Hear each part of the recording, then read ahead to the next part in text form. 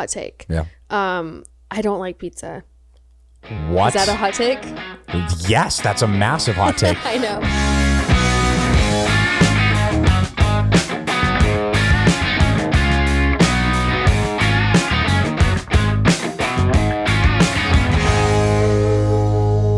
Hey guys, welcome back. New week, new episode. I am so excited for this. You are listening to the 615 House Podcast. I am the host, Chris Rudiger. Here's the deal.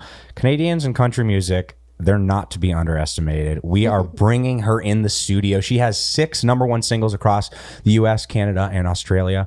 I don't know if you ever heard the song Think About You. It's kind of a massive song with Dustin Lynch that she sang on. I believe she's actually the first country female this century to have 6 number one singles in Canada. And she earned 22 CCMA nominations, including a nod for Entertainer of the Year. She was a 2022 Music Row Award winner for Discovery Artist of the Year and nominated for Breakthrough Female Video of the Year at the 2024 CMT Awards for Pickup. She made a Grand Ole Opry debut, has been on tour with a bunch of amazing acts, and is now set to release a full-length project, which we're going to talk about, with Big Loud Records, coming out April 26th.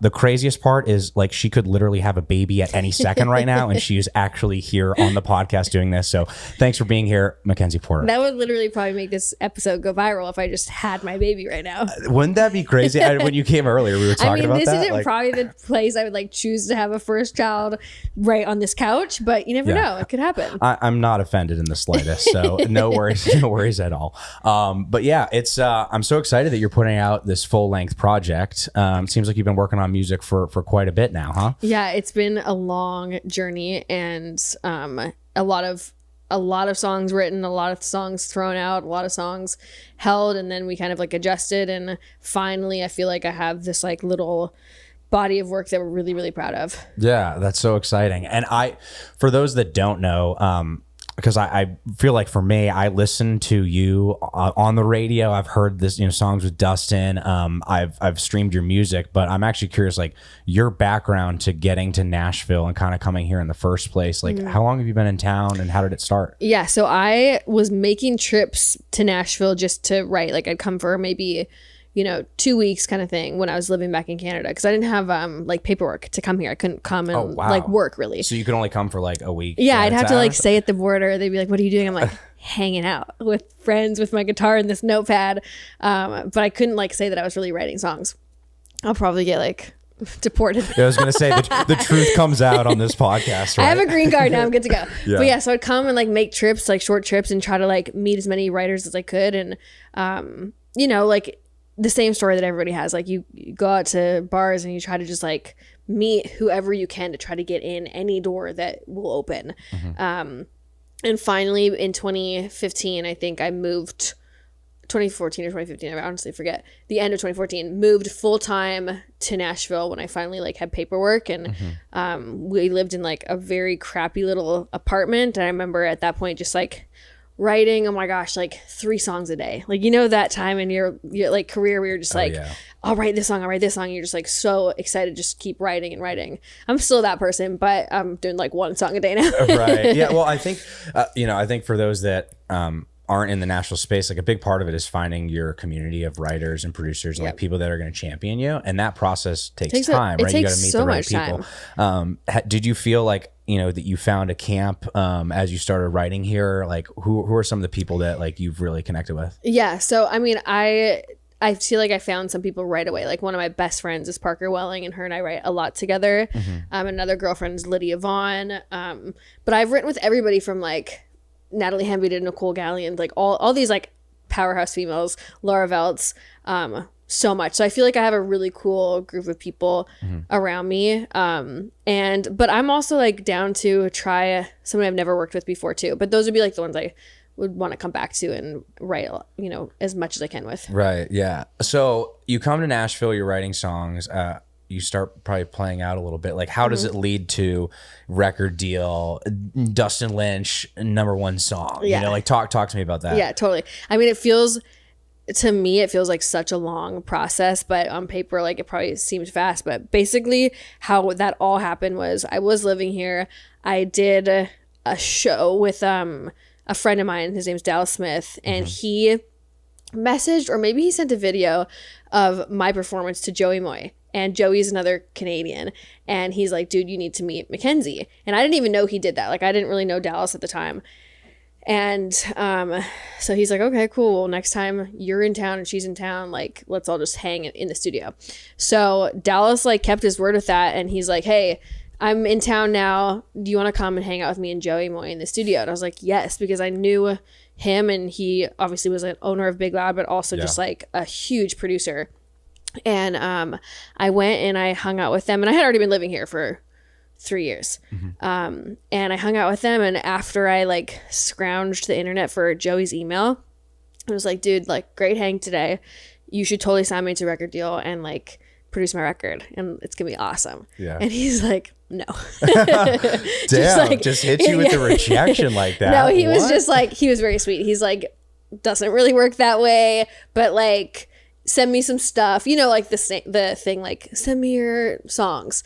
And so I would just blow him up, like, I wrote this song today, like, what about this for like an album cover? Like, now looking back, I was probably a crazy girl, but he would respond, and he was sweet. And like, I did get the feeling I was either insane, or I did get the feeling that he was like a little interested in like what I was creating. Yeah. And so then he started being like, hey, you should, why don't you come in and you meet like Seth England, who's another owner of Big Loud, or why don't you come and you meet Craig Wiseman? Maybe like, you know, you guys could write together. So he would just like invite me to things.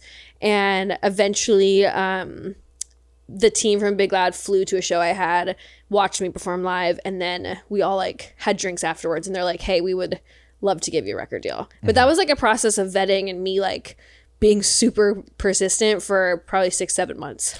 Yeah, it's definitely a process. I think too, you know, a lot of people see like, you know, an artist and the record blow up, but they forget about the process of not only making the record, but also like finding the right team that's going to champion you. And I think one of the biggest things is like trust, right? Finding people that are going to work hard as you are, and, you know, be able to accelerate. And it seems like you found that with your Canadian friend, Joey Moy. Yeah. So talk to me a little bit about, I mean, you've had 6 number ones now between US, Canada, Australia. Like, what was the first one to kind of go, and what was that process like? The first one was a song called About You. And I had put out like a record independently back in 2012. And it was just like, I mean, I had no money behind it. I had no team behind it, like nothing. It was just me putting out something on, you know, the streaming services. And and then I kind of went away for a while and was like writing, developing, kind of whatever, to try to get a deal. And so the time from that first one to putting out anything else was like 5 or 6 years. And so when I released the first song About You through Big Loud, I wasn't sure, like, do people remember that girl? Like, she kind of sucked, but I think this one's kind of cool. Yeah. And just like not sure how they would react. And it was a crazy reaction on that song. I mean, it was the first like single that we kind of really pushed hard, and it went to #1 right away in Canada. So it's kind of cool.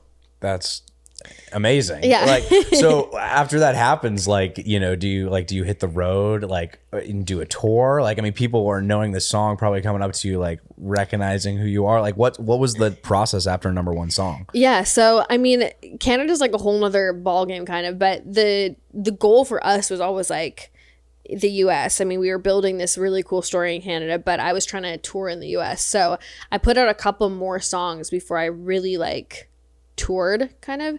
And at that point, my first big like opening slot was with Chris Lane, and we went across like the whole US together. That's amazing. I have to ask, because I've only been to Canada once, and I do want to get back. Part? I was in Montreal, but just for like a weekend. It was amazing. a blast. Yeah. But like, what are like 3 of the most I guess, what are 3 of the biggest differences between Canada and the US? Well, obviously, like, it's very cold. That's a pretty big difference. But it can get cold here. Like, it's like New York. We had snow in Nashville like a couple months ago. Here's the biggest difference. Okay, we had like I still like think in Celsius, so I don't know, what was the temperature when it was cold here? Probably like, well, it would have been negative something Celsius for sure. Okay, so I know it was negative like 11 Celsius. Let's say negative 5 to 11, like somewhere in there. Yeah. everything in Nashville shut down. My parents were in minus 50 and they're like still going to work. And like, so that's a big difference. Like you got to power through it up there. They're just tougher than us. We have one snow day and like everyone stops. I also love that you like pointed over to like the producer and team over here who all of us don't know Celsius either. So we're all like, maybe minus 10. I don't know what, what's so funny is like when we go on tour, if we like, are packing or whatever, they'll be like, oh, the temperature is going to be this, and then they'll send the Celsius version for me because I can't like tell what Fahrenheit feels like. I can kind of like get a gauge on it, but when you're packing, you're like, oh, that's t-shirt, short, tank, whatever weather. I need to convert it to like understand what it feels like. Yes, that does make sense. Yes. Well, I appreciate you for coming on here. We have so much more to talk about, guys. We got new music and we got some games to play. We're going to be right back here on the 615 House Podcast. Hey guys, we are back. Mackenzie Porter is in the house. You have a new album that is coming out. You leaked a couple songs. You teased a few for us. The music is sounding great. I'm curious, do you have a favorite song on this upcoming album? I mean, they're all my little children, my little babies, but there's definitely ones that like I am really, really excited for. So one already came out. It's called Pay Me Back and Change. I think that song will, do a lot for a lot of people and like heal a lot of people, and or just people can relate to it. We also have a song that just came out called Easy to Miss that is just like, it feels good. Like, I mean, is it okay to like jam to your own songs? Because I don't do it in front of anybody else because that's embarrassing, but like sometimes if I'm alone I'll be like, do I want to listen to I my was song? having this exact conversation with a couple friends of mine who are artists in town, and we were like, yeah, we all secretly jam to our own music, but it's so embarrassing if you get caught, Oh, the worst. Like, because if you're like parked somewhere and like somebody drives up and you're like, oh my God, turn the flight. Yeah, for sure. No, you're like, it's just editing a demo or like giving some notes on my song. You're like, no, you're totally just jamming. Yeah, that's awesome. Well, I love that you love your music. I think like one thing that's really interesting, I talked to a lot of artists on this podcast about is like the world we're living in, right? Where social media and content consumption, I think, is so rapid. And I've been around a lot of people that are doing 20 TikToks a day. Heck, I feel like I live on that app. But I think like it's important to, stay authentic with your artistry and your music, even though there's like so many pressures of like hitting a certain metric or a certain stream or anything like that. So I'm curious, like, how have you kind of been able to balance, the making of this record and the marketing of the record with also like all the things and the avenues you have to do to market your music now as an artist? Yeah. Well, I think like, I mean, obviously that stuff is so important. Like that is the industry now in the music business, but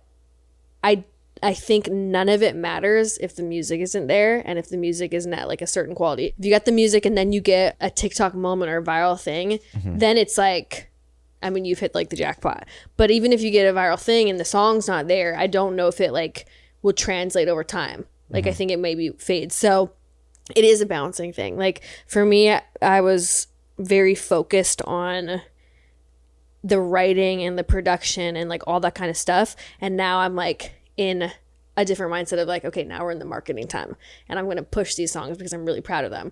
And that looks like more content. So it's kind of like, I think you can do it in phases almost. Where you're like, okay, I'm focusing on the art of it now, and then I'm focusing on the marketing part of it now.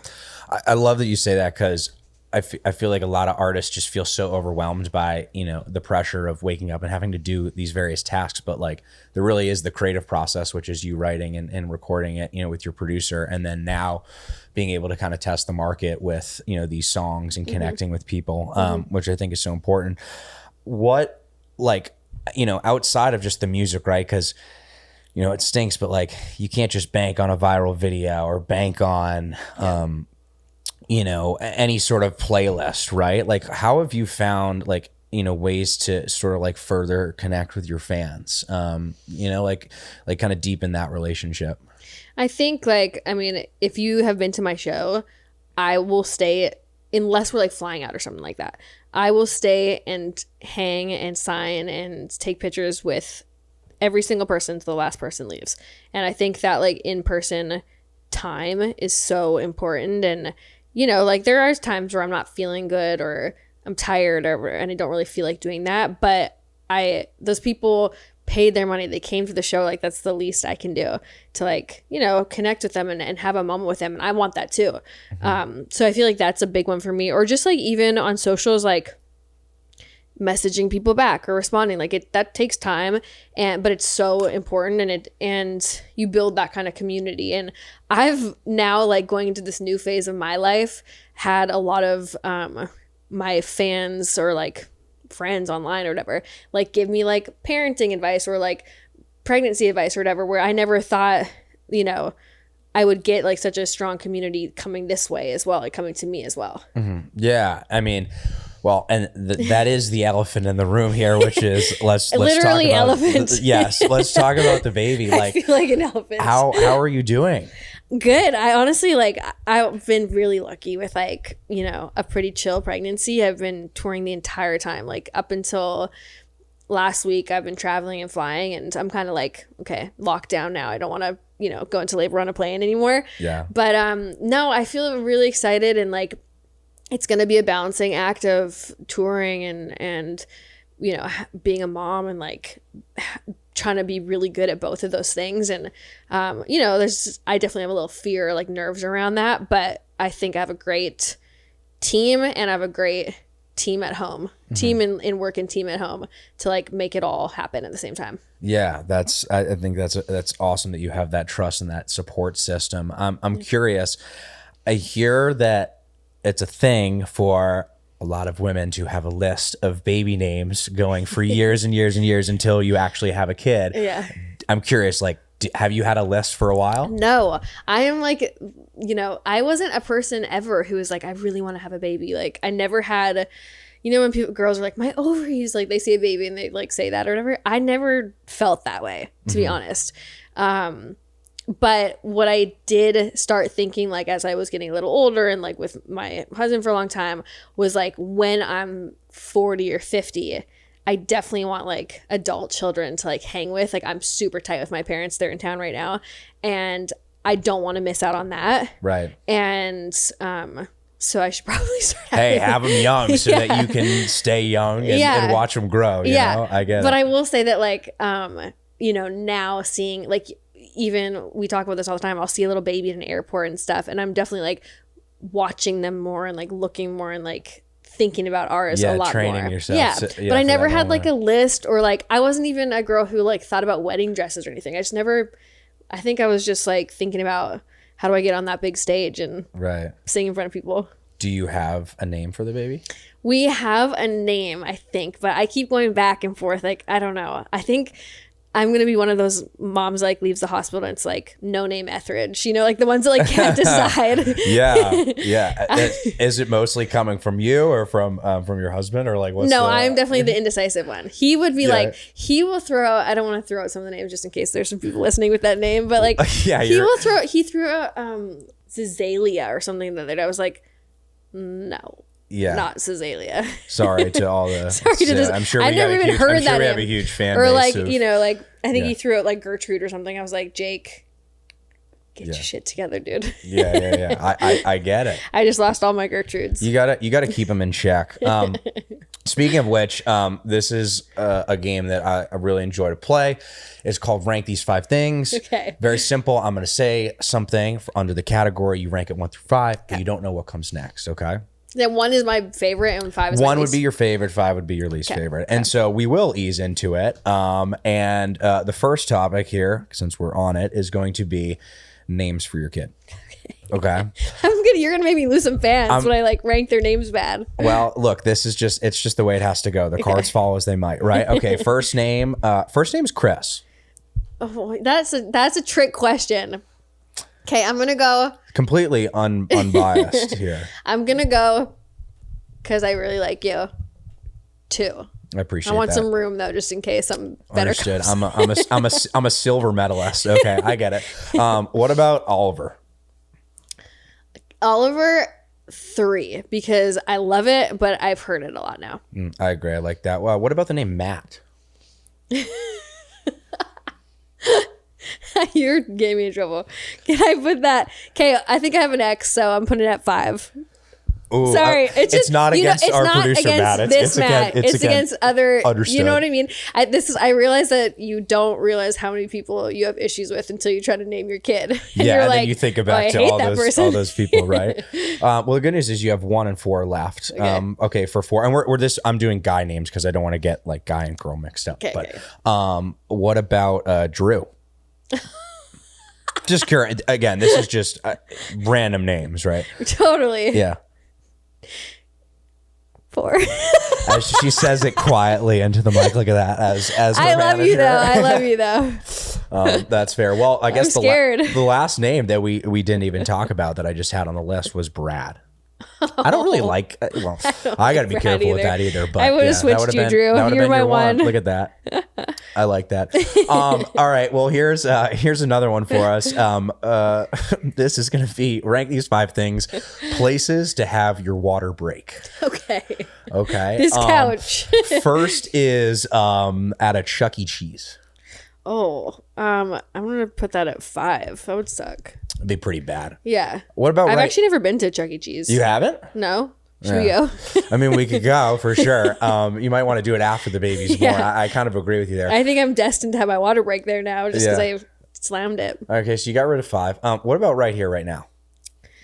It wouldn't be ideal. Mm-hmm. Yeah, because I'm wearing this like jumpsuit that I think would be. Yeah, I don't think. And your couch is nice. I don't want to wreck your couch. I appreciate that. I'll give you 4. Wow, really, really considerate of the couch. What about in like a random cornfield in Kansas? Oh, that wouldn't be too bad. Let's go 2. Okay, I like that.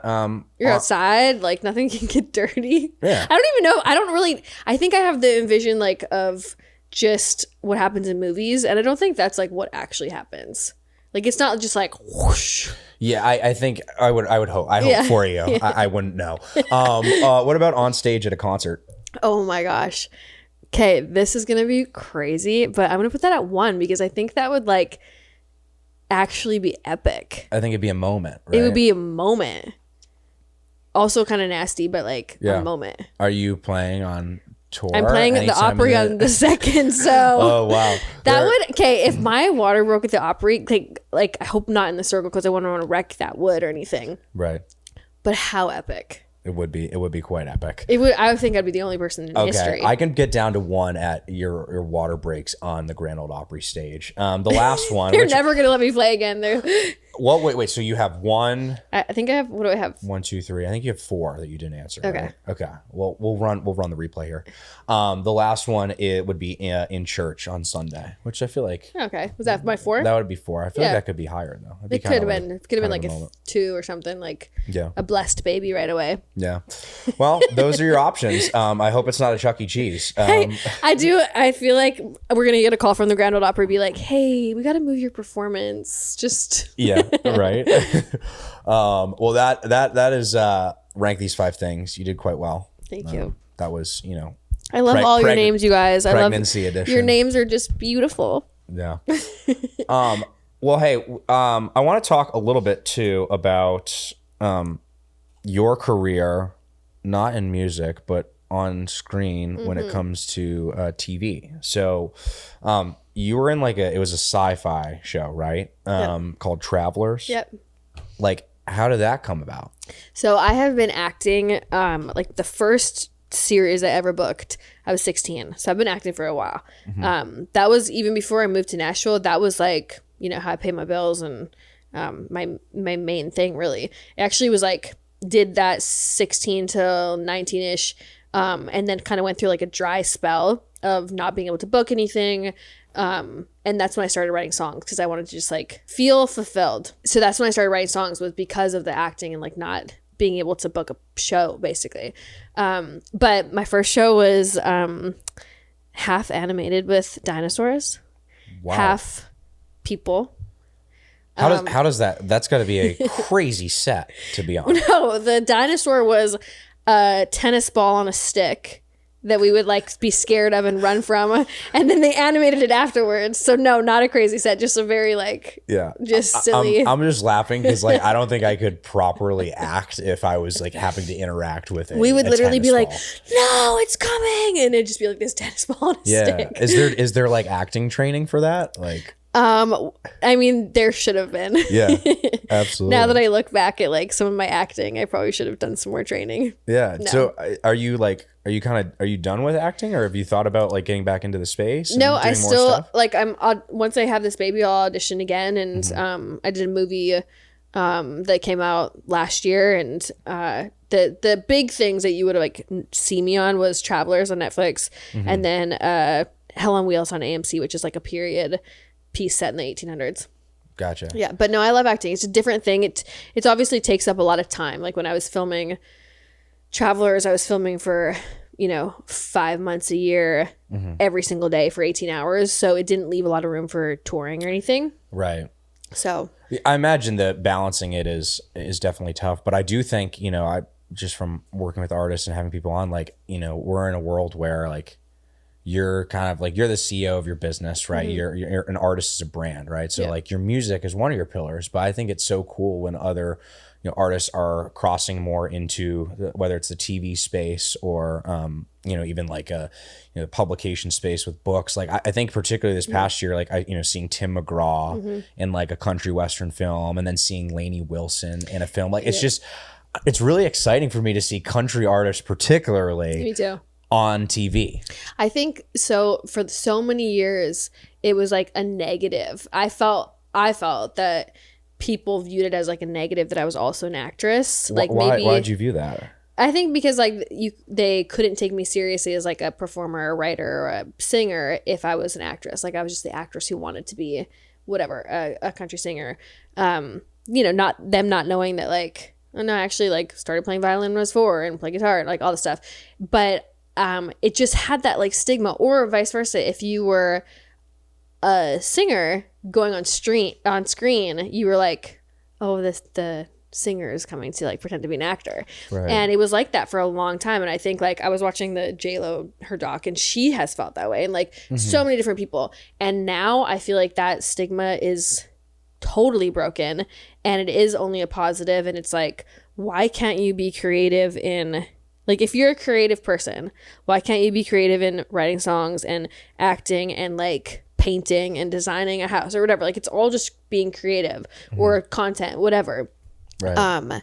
And now people are like, in my opinion, like the more you do, the better almost. Right. Like you need almost these different assets or these different, streams of things that you do.